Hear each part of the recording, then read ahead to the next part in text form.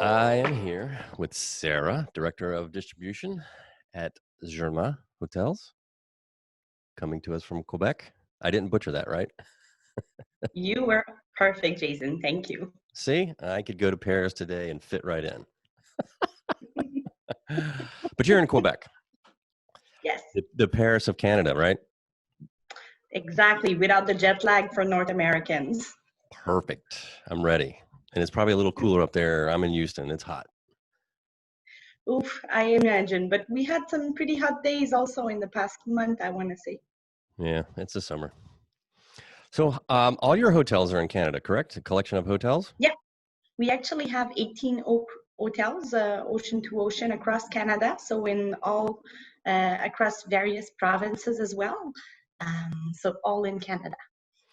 And how are things going? Have they been closed? Are they reopening?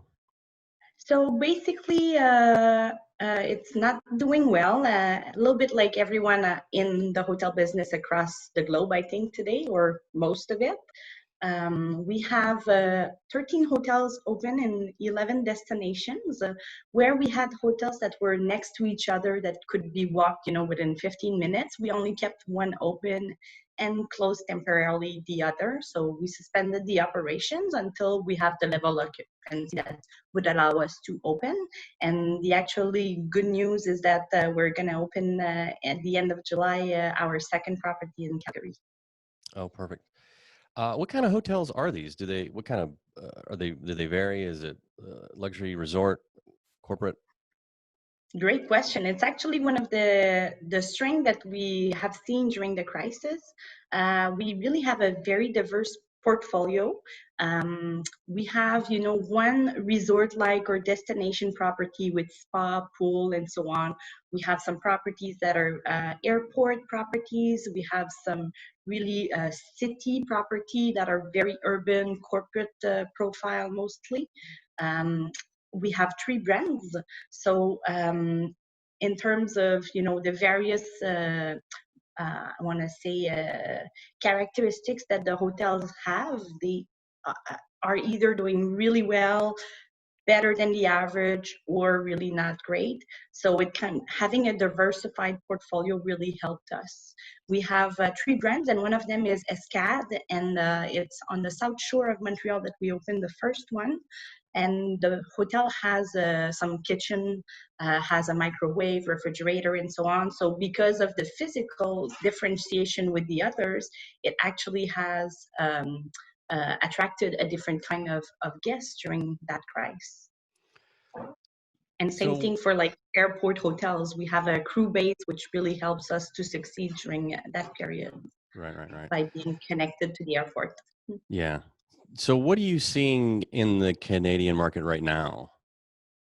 Well, Canadian market is really still very soft demand. I want to say it was hit harder than the US if most of your listeners are from US.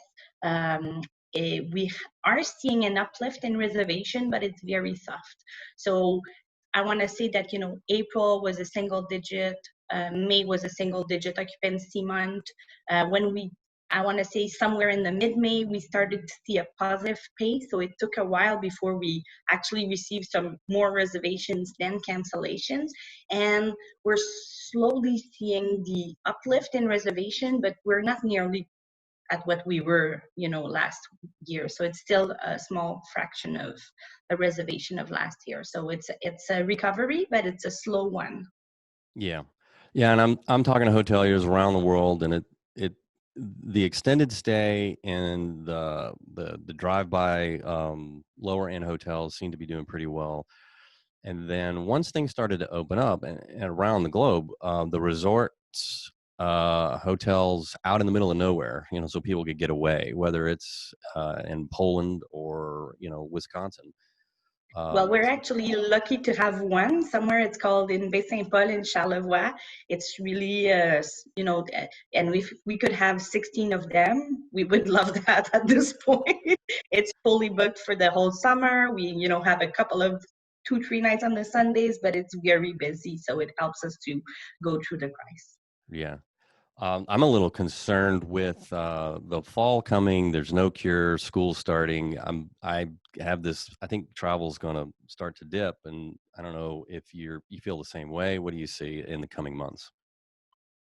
I think that it's very hard to say what we're seeing. It's only like someone who knows, please call me. No one has a crystal ball. Right.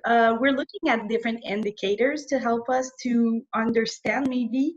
So we don't know what is going to happen, but we're trying to understand the marketplace. We know that leisure is the first market that came back for us. We know that corporate is going to be the second one, but it's going to be in tidbits and it's going to be probably slower. Some companies have decided to, encourage work at home, which is great for public health and that we encourage also, but it keeps the downtown with, the office buildings empty. So we're seeing less traffic. So um, I think that it's going to be a recovery for corporate that is going to be slower. We know that groups are not going to come back in the near future, but we Right. know also sitting across a Zoom meeting with too much people might be annoying. So we're working hard to make sure that we have the technology. We have Le Germain Hotels that currently partnered with a state-of-art technology company to make sure that our meeting space have actually enables us to really bring some sort of mix with virtual and physical meetings together. So that's Uh, really where we're heading, I think, in terms of corporate. Yeah, that's a good idea. As we wrap up, do you have any advice for those hoteliers out there? Yeah, I have one advice. I want to say that it is really a marathon. I think this is not going to be fixed, when September comes. And we in Canada, we have what we call the low season, which is winter. So we know it's not going to be an easy one also on top of, snow.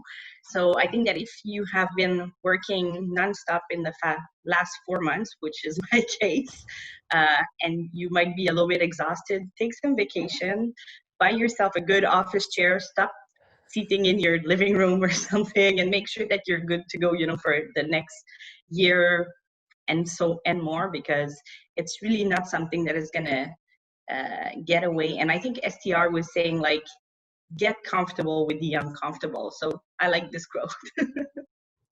That might be the best advice out of all the interviews I've done. Practical, take care of yourself because it's a marathon. Yeah, Buy good shoes. and the hotels, we have very scarce resources right now. We're working with smaller teams that need to be more agile. So definitely we're working very hard to make sure that the business is coming back, to make sure that